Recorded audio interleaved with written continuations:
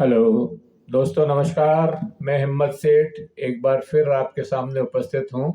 नए वीडियो, नए बातचीत, नए संदर्भ, नए विषय को लेके हम महावीर समता संदेश यूट्यूब चैनल से बोल रहे हैं और आप देखना शुरू कर चुके हैं महावीर समता संदेश यूट्यूब चैनल। दोस्तों, आज बात करेंगे कुंभ की। कुंभ मेले में जो बड़े हादसे हुए उनकी, कुंभ मेले में जो जाम लग रहा है उसकी, कुंभ मेले में सबसे चर्चित व्यक्तित्व की, और कुंभ मेले में एक पुराने मिनिस्टर को याद किया जा रहा है, उसकी भी बात करेंगे। तो बात शुरू करते हैं। उसके पहले ये अपील कि अगर आपने हमारे इस YouTube चैनल को सब्सक्राइब न किया है तो सब्सक्राइब कर दें, बेल आइकन दबाना न भूलें, और वीडियो अगर अच्छे लग रहे हैं तो लाइक करें, फॉरवर्ड करें, और सोशल ग्रुप में भी भेजें, और लोगों से निवेदन करें कि वो इनको देखें और हमारे चैनल को सब्सक्राइब करें। सब्सक्राइब करने का फ़ायदा ये है दोस्तों कि जब भी हम नया यूट्यूब ये चैनल बनाते हैं, ये वीडियो बनाते हैं, तो आपके पास उसका नोटिफिकेशन पहुंचता है। कमेंट बॉक्स में जाएं, कमेंट लिखें, सुझाव दें। आपके कमेंट और सुझाव हमें और बेहतर करने की ओर अग्रसर करेगा। दोस्तों, जैसा कि आपको मालूम ही है कि इस कुंभ मेले में बहुत ज़बरदस्त लोग इकट्ठे हो रहे हैं, और लाखों मतलब करोड़ों लोग जो है इस कुंभ मेले को में स्नान करने के लिए आ रहे हैं। और ये भी आपको मालूम होगा कि ये कुंभ मेले में बहुत अच्छी व्यवस्था करने के लिए जाना जाता था। मतलब प्रचार ये था कि बहुत अच्छी व्यवस्था की है हमने, 100 करोड़ लोगों की व्यवस्था की है, और हर तरह की व्यवस्था हमने वहाँ की है। और इसका प्रचार था कि आप आइए कुंभ मेले में, अधिक से अधिक लोग आइए। लोगों ने उसको, उस बात को सही समझा। सही समझ करके लोग जो श्रद्धालु थे, जिनकी कम थोड़ी इच्छा थी, वो भी आने शुरू हुए कि चलो हमारे अच्छी व्यवस्था है तो हम भी इस पुण्य को कमा लेते हैं और दर्शन कर आते हैं। लेकिन यहाँ आकर के पता लगा कि व्यवस्था के नाम पे कुछ भी नहीं है। केवल 7,500 करोड़ का बजट दे देने से व्यवस्थाएं नहीं हो जाती है। व्यवस्था करने के लिए एक्सपीरियंस व्यक्ति चाहिए, और उसको सही तरीके से लागू करने वाला चाहिए। अहम वाला आदमी कभी उनको लागू नहीं कर सकता है। दोस्तों, उसके पहले कि हम इसको आगे बढ़ाएं, मैं चाहता हूं कि जाम की बात हम बाद में करेंगे। पहले मैं चाहता हूं कि इस कुंभ मेले में अब तक, मतलब पिछले 15-20 दिनों में, खास तौर से 15 दिनों के अंदर, पिछले 15 दिनों में जो अव्यवस्थाएं हुई है, और जिस अव्यवस्था के नाम के चलते जो हादसे हुए हैं, उनकी चर्चा करना चाहते हैं। तो सबसे पहले तो आप समझिए कि 19 जनवरी को एक मतलब वहाँ टेंट में आग लग गई, और सेक्टर 11 में, 19 में, सेक्टर 19 में एक गैस सिलेंडर ब्लास्ट हो गया। उससे उस टेंट में आग लग गई, काफ़ी लोग जुलूस गए और टेंट पूरे जल गए। कई टेंट जल गए। फिर एम्बुलेंस,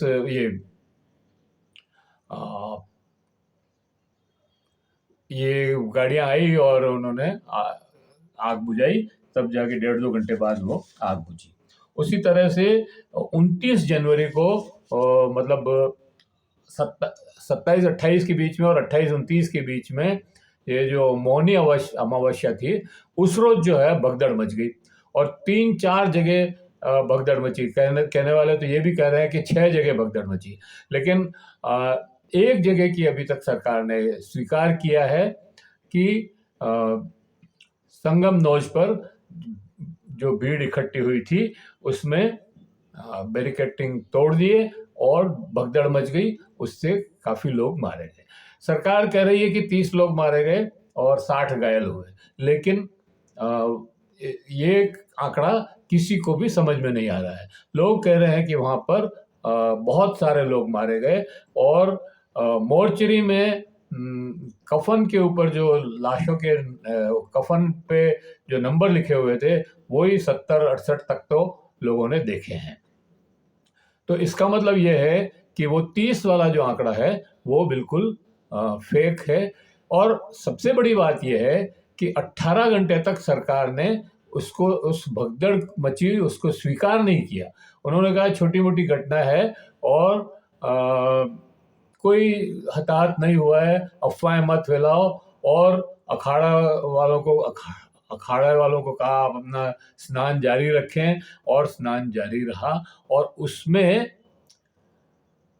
जब बाद में ये पता लगा कि उसमें इतनी लाशें थी और इतने लोग मारे गए थे, और मुख्यमंत्री को मालूम होने के बाद भी वो उसको नकार रहे थे, तब शंकराचार्य वी मुक्तेश्वरानंद ने उसके ऊपर बहुत कड़ी प्रतिक्रिया दी। और उस कड़ी प्रतिक्रिया का फलार्थ ये हुआ कि उनको जान से मारने की धमकी दी गई। तो ये कुंभ में मतलब जहां आप पाप धोने आए हो, वहां पाप करने की बात जो हो रही है वो एक आश्चर्यजनक बात है।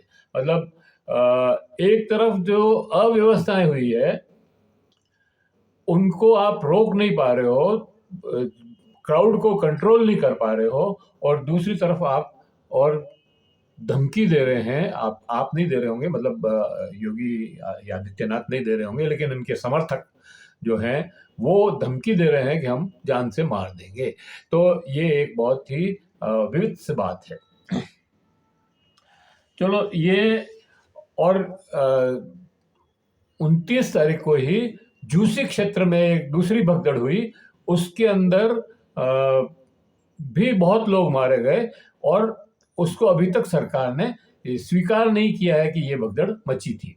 और उस भगदड़ के अंदर बहुत सारी लाशें, बहुत सारी जानें गई, और लगभग वो जो नेहा नाम की लड़की थी जो उस दुकान चला रही थी, उसने कहा कि 7-8 लाशें तो मेरी दुकान के सामने ही पड़ी थी। और जेसीबी से मलबा को उठवाया गया और लगभग 8 ट्रैक्टर मलबा जो है वहां से निकाला गया। आखिर ये मलबा कहाँ से आया और किसका था, और इतने लोग कैसे भाग गए अपना सामान छोड़ करके? आखिर कोई भगदड़ तो मची होगी ना। तो सब कुछ सामने होते हुए, दिखता हुआ भी योगी आदित्यनाथ या सरकार या प्रशासन उसको मानने को अभी तक भी तैयार नहीं है। ये एक बहुत बड़ी बात है। इसके अलावा उसी रोज एक और भगदड़ मची।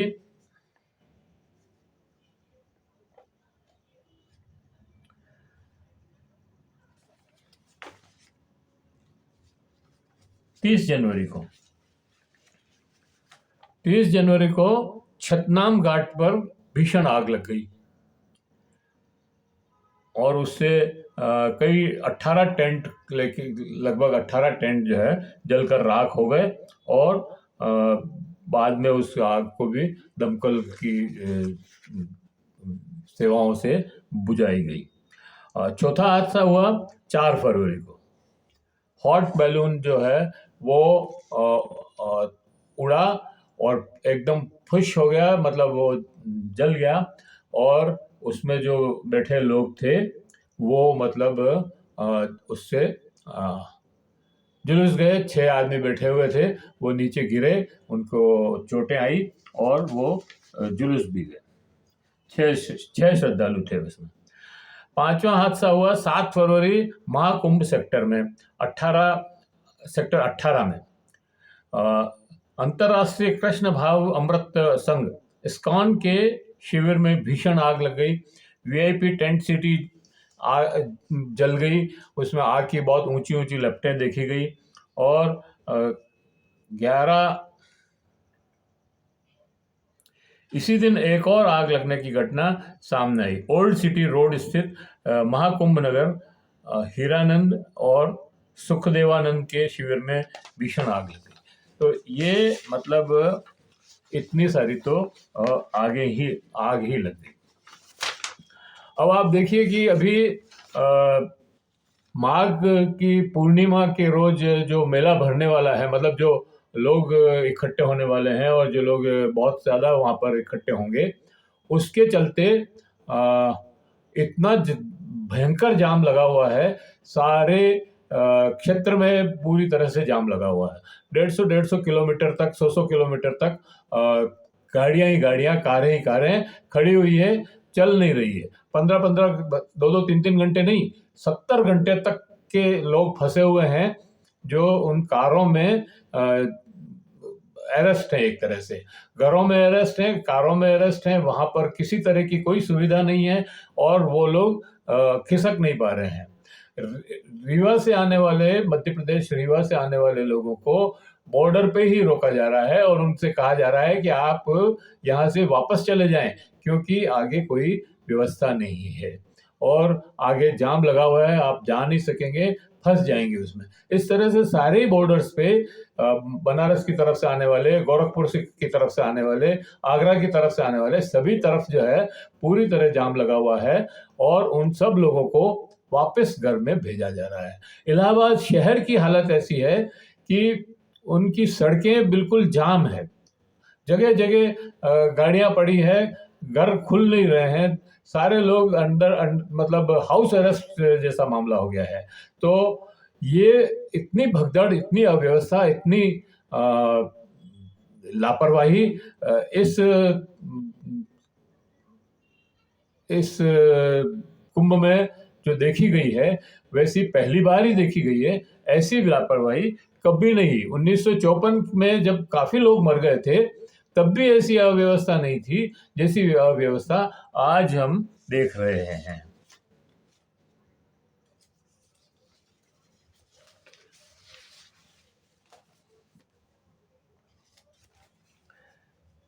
आज एक और कारण ये था कि राष्ट्रपति द्रौपदी मुर्मू ने भी कुंभ के वहाँ संगम, मतलब कुंभ में स्नान करने गई और वहाँ स्नान किया, तो उसकी वजह से भी बहुत सारी चीजें जाम हो गई। मतलब ये किया जा सकता था कि द्रौपदी मुर्मू को 2 दिन 3 दिन रोक लेते, उसके बाद उनको स्नान करने के लिए बुलाते तो ज्यादा बेहतर रहता। इस तरह की भीड़ अव्यवस्थाएं नहीं होती।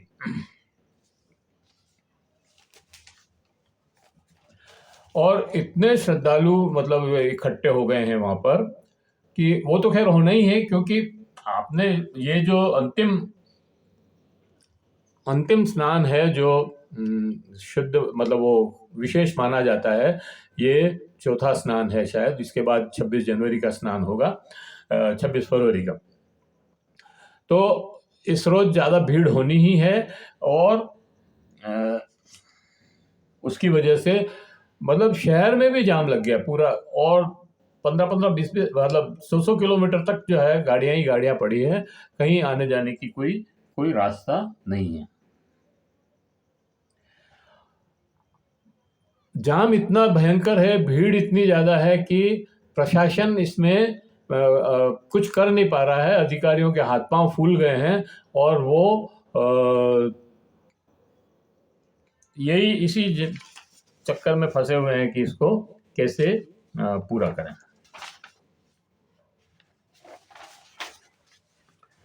जाम होने के जो कारण हैं उसमें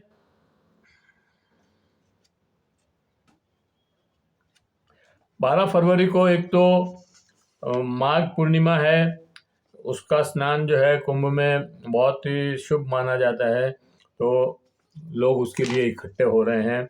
और ये आखिरी पर्व है। अधिकतर पार्किंग स्थल जो फुल हो गए हैं, वहाँ पर कोई जगह नहीं है, समीपवर्ती जिलों से कोई तालमेल नहीं है, इसकी वजह से भी ये जाम लग रहे हैं। और भौगोलिक स्थिति से वहाँ के लोग, मतलब जो प्रशासनिक लोग हैं, जो व्यवस्था में लगे हुए लोग हैं, वो उस भौगोलिक व्यवस्था से अनजान हैं और ये कल्पवासी अपने अपने घरों को वापस लौट रहे हैं। ये भी एक कारण है इस जाम लगने का। और वीकेंड के चलते भी ट्रैफिक पर बहुत दबाव है और उसकी वजह से भी ये जाम लग रहा है। तो ये तो सारी चीज़ें हैं, लेकिन इन अव्यवस्थाओं के लिए एडमिनिस्ट्रेशन और जो जो आयोजक हैं, खासतौर से योगी और नरेंद्र मोदी के जो पोस्टर जो है पूरे इलाहाबाद शहर को, यूपी को, मतलब यूपी में दोनों के पोस्टर से पाट दिया है और ये दोनों ही सबसे ज़्यादा जिम्मेदार हैं इन सारी अव्यवस्थाओं के लिए। इन्होंने सक्षम हाथों में सारा काम नहीं सौंपा, काम सौंपा तो उनको कमान पूरी तरह से नहीं दी और अपने इंस्ट्रक्शन पे उनको घुमाते रहे। इसकी वजह से भी ये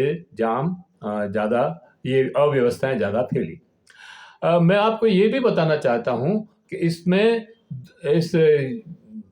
इस जाम और ये तो सब अपनी जगह है ही है, भीड़ और ये जो दुर्घटनाएं हुई, खासतौर से जो मौनी अमावस्या के रोज जो भगदड़ मची और दुर्घटनाएं हुई, उसमें आप देखिए कि अभी तक भी सरकार ने वो आंकड़ा नहीं बताया है जो वास्तविक आंकड़ा है। वो सिर्फ 30 मृत्यु पर ही टिका हुआ है, अभी तक भी झूठ बोला जा रहा है। जबकि राज्यसभा में कांग्रेस के नेता और विपक्ष के नेता जो है मल्लिकार्जुन खड़गे ने अपना भाषण देते हुए कहा कि वहाँ हजारों लोगों की मौत हो गई है। इस पे धनखड़ साहब ने ऐतराज जरूर किया, लेकिन उन्होंने सही आंकड़ा नहीं बताया। तो इसी तरह से ये जया भादुड़ी ने अपनी बात में कहा कि वहाँ पर बहुत सारी मौतें हुई है और उसका कोई आंकड़ा अभी तक सामने नहीं आया है। अखिलेश यादव संसद में लगातार इस बात को उठा रहे हैं कि आप सही आंकड़ा बताइए। वहाँ पर लोग कह रहे हैं कि हजारों लोग मर गए हैं। बहुत सारे जो प्रत्यक्षदर्शी हैं या श्रद्धालु खुद हैं, जिनकी भाभियाँ खो गई है, माएँ खो गई है, बेटियाँ खो गई है, या पुरुष जो अपने बेटे खो गए हैं, चाचा खो गए हैं, वो लोग भी वहाँ पर ढूंढ रहे हैं और ये लगातार कह रहे हैं कि वो संख्या भी 15-20 हजार लोग हैं जो वो ढूंढ रहे हैं। तो मतलब कितने लोग मरे होंगे इसका कोई अंदाज नहीं लगाया जा सकता है। लेकिन मैं ये कह रहा था कि इस कुंभ में 2 जने बहुत ज़्यादा चर्चित हैं। खैर, ये योगी और ये तो इनकी नाकामियों की वजह से चर्चित हैं, लेकिन इनके ऊपर सवाल उठाने की हिम्मत करने वाले शंकराचार्य विमुक्तेश्वरानंद सबसे ज़्यादा चर्चित व्यक्ति हैं इस समय। सबसे ज़्यादा बयान उनके आ रहे हैं, सबसे ज़्यादा वीडियो उनके बन रहे हैं। हो सकता है ये उनका मीडिया मैनेजमेंट हो, लेकिन फिर भी जो बात जिस साहस के साथ, जिस दमंगता के साथ वो बात को कह रहे हैं, उससे आप मना नहीं कर सकते। तो और एक और नाम जो है बार बार चर्चा में आता है कि इससे तो 2013 का जो कुंभ था वो बहुत अच्छा था। उसमें जो आयोजक थे, जो वो उस समय अखिलेश यादव की सरकार थी और आजम खान साहब जो है उसके संयोजक थे। उन्होंने इतनी बढ़िया व्यवस्था की, सारे लोग कह रहे हैं, मतलब संत भी कह रहे हैं और जो श्रद्धालु वहां गए वो भी कह रहे हैं। और आज मतलब इस कुंभ में भी उनकी चर्चा चल रही है कि आजम खान साहब ने इतनी बढ़िया व्यवस्था की कि किसी को कोई कष्ट नहीं हुआ। और हाँ, उस समय भी भगदड़ मची थी और कुछ लोग मारे भी गए थे, लेकिन वो कुंभ क्षेत्र में नहीं थे, वो रेलवे स्टेशन पर मरे थे, जंक्शन पे मरे थे। आज ये हालत ये है कि 5 दिन के लिए जंक्शन बंद कर दिया है। जो प्रयागराज संगम का जो रेलवे स्टेशन है उसको 5 दिन के लिए बंद कर दिया है। सारी गाड़ियां यहाँ से बंद हो गई है, सारे टिकट यहाँ से कैंसिल हो गए हैं।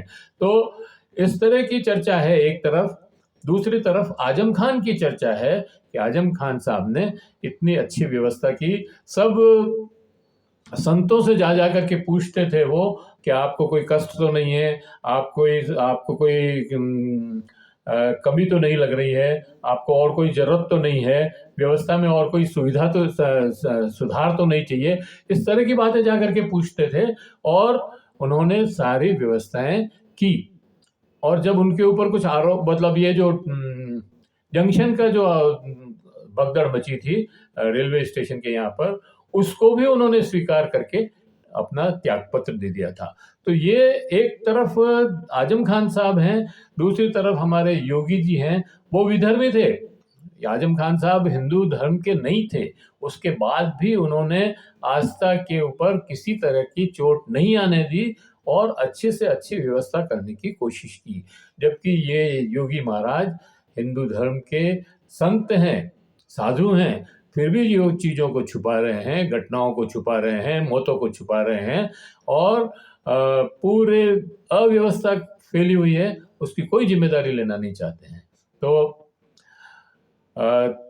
मौनी अमावस्या की जो घटना थी उससे इन्होंने कोई सबक नहीं सीखा। उन्होंने उसके बाद भी वीआईपी ये होते रहे स्नान। उपराष्ट्रपति आए, उसके बाद प्रधानमंत्री आए, उसके बाद अभी राष्ट्रपति मुर्मू आई। इस तरह से सारे लोग वहाँ पर एक के बाद एक जाते रहे और लोग भीड़ में जाम में फंसते रहे। भले कहने से ये कह दो वो तो उस रास्ते से गए थे और वो तो नाव में बैठ के गए थे, वो सब ठीक है, लेकिन प्रशासन की जो व्यवस्थाएं हैं वो बदल जाती है। लोग उधर, उनका माइंड डाइवर्ट हो जाता है, वो लोग जो है उन वीआईपी के सुविधा में लग जाते हैं, तो इधर सुविधाएं खत्म हो जाती। तो कहने का मतलब यह है कि लोगों की कोई जो श्रद्धालु आए उनकी कोई हिफाजत नहीं है। लोग 14-14 घंटे तक जाम में फंसे हुए हैं, कहाँ टॉयलेट जाए करेंगे, कहाँ खाना खाएंगे, कोई व्यवस्था नहीं है। खाना जो लेके आए वो खत्म हो गया, तो अब नया कहाँ से लाए, वहाँ कोई व्यवस्था ही नहीं है, भूखे मर रहे हैं लोग। तो ये सारी बातें हैं। मैं इसको इसी जगह समाप्त करते हुए कहना चाहता हूँ कि अभी भी 15 दिन और पड़े हैं, मतलब आज 10 तारीख हुई है, 26 तारीख को ये समाप्त होगा। अभी भी योगी आदित्यनाथ को चीज़ों को स्वीकार करनी चाहिए, गलतियों को स्वीकार करनी चाहिए और उनको सुधारने के लिए एक सशक्त प्रशासन को और जो जिम्मेदार अफसर हैं उनको वहाँ पर लगाना चाहिए। इसी के साथ मैं इस वीडियो को समाप्त करता हूँ। आशा करता हूँ आपको ये वीडियो पसंद आया होगा। पसंद आया हो तो आप इसको लाइक करें, फॉरवर्ड करें और लोगों को भेजें। और अगर आपने अभी तक भी हमारे यूट्यूब चैनल को सब्सक्राइब न किया हो तो सब्सक्राइब कर दें, बेल आइकन दबाना न भूलें। धन्यवाद। जय हो, जय भारत।